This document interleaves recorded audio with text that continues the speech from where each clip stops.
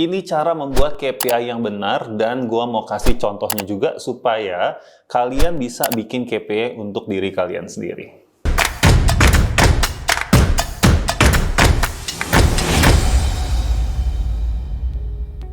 Halo semuanya, kembali lagi di channel Tanya Kak Sam. Langsung aja to the point. Di video kali ini gue mau ngajarin lagi basic cara membuat KPI dengan contoh, ya. Jadi, untuk kita membuat KPI, idealnya adalah kita harus tahu dulu strategi perusahaan dan KPI perusahaannya. Dari situ kita akan turunin ke KPI-nya kita masing-masing. Contohnya adalah begini. Misalkan perusahaan bilang nih, kita punya strategi di mana kita harus menambah sumber penghasilan yang baru. Oleh karena itu, di KPI perusahaan kita yang kita ukur bukan hanya total revenue, tetapi kita juga ingin mengukur berapa banyak revenue yang kita dapat dari produk baru kita. Nah, dengan kata lain, KPI perusahaannya contohnya adalah berapa nilai revenue dari produk baru, ya, atau revenue dari produk baru. Nah, kalau kita mau turunin ini ke dalam divisi-divisi atau ke dalam KPI individu, maka cara berpikirnya sebetulnya simpel aja. Bagaimana cara saya untuk mendukung KPI perusahaan tersebut?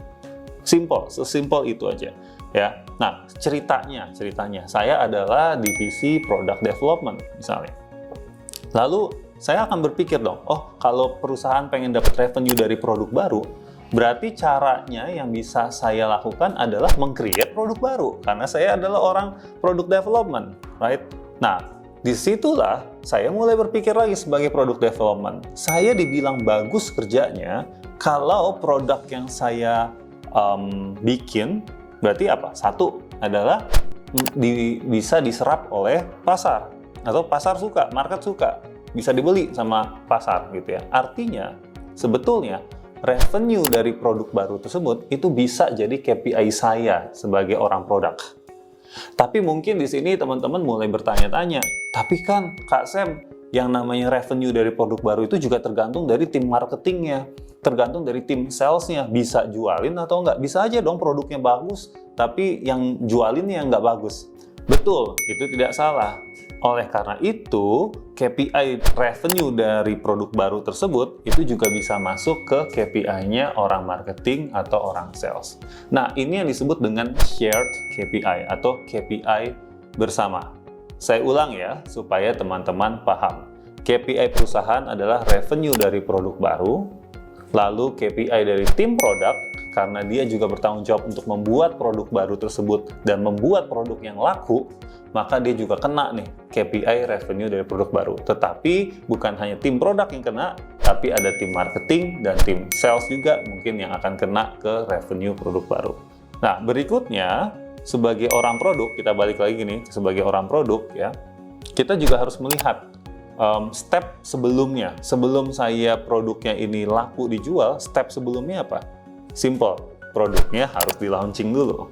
Nah, artinya di sini kita bisa di titik ini kita bisa bikin KPI juga, yaitu ketepatan waktu dalam melaunching produk. Karena kalau produknya bisa di-launch tepat waktu, itu menunjukkan kinerjanya kita atau saya sebagai tim produk. Oke? Sehingga itu wajar untuk dijadikan KPI. Dan logikanya adalah kalau produknya di-launch on time, maka kesempatan kita untuk mendapatkan revenue dari produk baru semakin besar. Sehingga ini juga mendukung KPI perusahaan, yaitu revenue dari produk baru. Nah, dengan demikian kita udah dapat 2 KPI nih untuk si product development. Yang pertama adalah revenue dari produk baru, yang kedua adalah ketepatan waktu dalam launching produk baru. Saya mau masuk sedikit lebih detail tentang KPI ketepatan waktu. Bagaimana cara mengukurnya? Ya, kalau misalkan kita bilang produk baru ini harus launch di bulan di bulan Juni misalnya, Juni ya.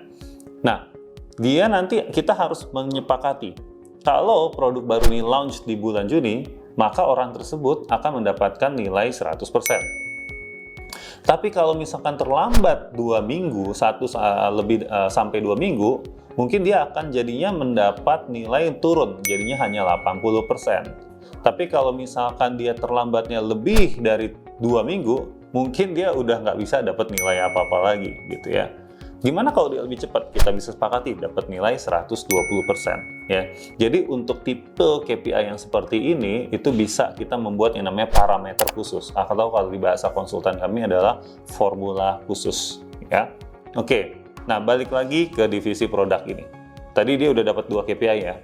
Nah, sekarang mari kita pikirkan lagi. Kerjaannya si produk ini selain launching produk baru apa? Dia juga harus menjaga kualitasnya, betul kan? Menjaga kualitas produk. Jangan sampai cuman launching tepat waktu, lalu orang-orang suka gitu ya, wah bagus nih, saya suka, saya beli gitu ya. Ternyata pas udah nyampe ke customer, kualitasnya nggak bagus. Nah, biasanya produk yang kualitasnya tidak bagus, itu ditandai dengan retur, ya, atau pengembalian barang. Sehingga bisa saja KPI si product development ini kita tambah lagi, yaitu berapa persen produk yang diretur atau dikembalikan oleh customer, ya, karena produknya terbukti tidak bagus kualitasnya. Nah, dengan demikian sebagai seorang produk atau product development, kita udah dijagain sama 3 KPI ini. Artinya dalam bekerja, ya, produk tersebut, orang produk tersebut harus bisa launching tepat waktu, tapi yang dihasilkan adalah produk yang menarik buat market dan kualitasnya bagus. Nah, jadi ini adalah contoh sederhana bagaimana membuat sebuah KPI berdasarkan turunan dari strategi perusahaan. Nah, setelah itu kita baru bisa pikirin apalagi nih kerjaannya si orang product development ini yang sifatnya BAU atau business as usual. Ya, kita bisa pikirin itu juga gitu. Ya mungkin tidak terlalu direct mempengaruhi strateginya si perusahaan itu. Ya, contoh, ternyata misalkan dalam segi product development, salah satu pekerjaannya adalah dia harus senantiasa melakukan riset gitu ya, dan membuat usulan-usulan produk-produk baru atau inovasi-inovasi kepada CEO-nya. Dan CEO-nya mau ini supaya tetap didisiplinkan dan diukur sebagai KPI dia. Nah, ini bisa jadi KPI, ya. Sehingga KPI-nya adalah jumlah usulan atau inisiatif yang sudah disetujui oleh CEO. Walaupun belum diterapkan atau belum dibuat produknya, tapi yang penting ada inisiatif yang muncul dan sudah disepakati. Kenapa harus sudah disepakati? Supaya KPI ini tidak mudah untuk dimanipulasi. Bayangkan kalau misalnya KPI hanyalah jumlah usulan produk baru atau jumlah usulan inisiatif baru atau inovasi baru. Ya kalau begitu mah enak banget ya, si orang produknya tinggal email aja, ini ya yang udah saya mau usulkan ini, tapi tidak ada persetujuan. Ya, artinya itu terlalu mudah untuk dimanipulasi KPI-nya. Makanya saya tekankan di sini redaksional KPI-nya adalah jumlah usulan ide atau produk baru yang sudah disetujui. Kasih keterangan sekalipun belum dieksekusi. Nah, jadi KPI ini muncul karena kita melihat lagi job description-nya si posisi tersebut. Ya, jadi artinya kita sedang belajar membuat KPI berdasarkan job description-nya. Tapi juga jangan salah, jangan begini buatnya. Ada satu job desk berarti sama dengan satu KPI.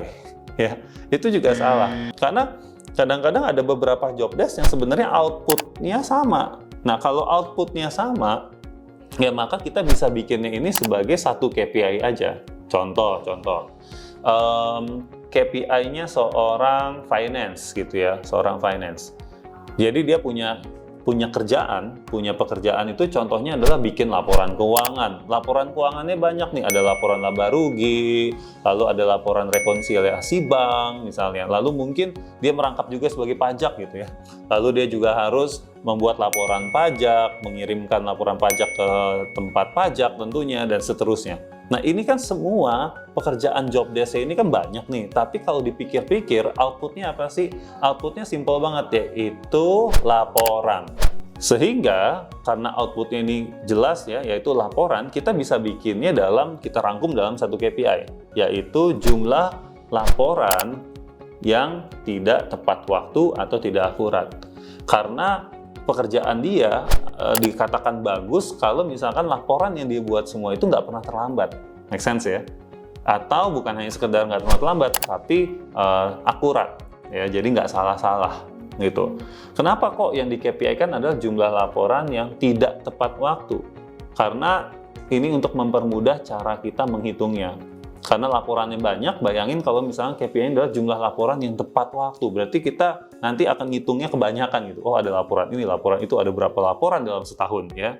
Cuma kalau laporan yang tidak tepat waktu, itu akan lebih mudah untuk di-record, untuk dicatat ya.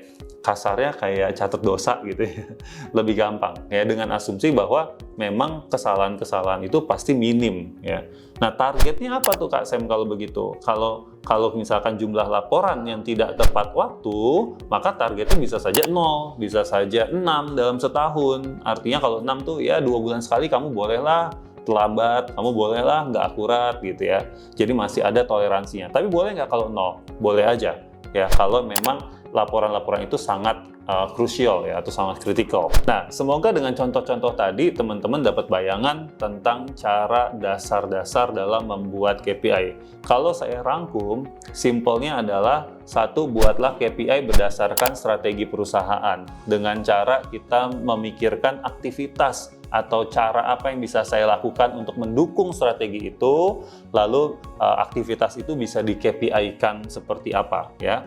Yang kedua adalah lihat lagi job description-nya teman-teman, tapi yang dilihat bukan hanya job desk satu-satunya, satu persatu, tetapi dilihat job desk ini output-nya apa. Nah, output itulah yang bisa dijadikan dasar, salah satu dasar untuk membuat KPI buat teman-teman. Sehingga teman-teman punya KPI itu betul-betul menggambarkan apa yang kalian kerjakan sehari-hari dan bagaimana kalian berkontribusi terhadap perusahaan. Oke, kalau kalian masih ada pertanyaan-pertanyaan seputar tentang membuat KPI, langsung aja komen di bawah ini ya. Jangan lupa subscribe dan nyalain notifikasinya. Anyway, banyak banget sources video-video kita tentang KPI, jadi langsung aja scroll video-video kita. Bahkan ada KPI untuk posisi-posisi yang jarang dibahas gitu ya. Jadi silakan kepoin aja di video-video kita yang lain. Sampai jumpa.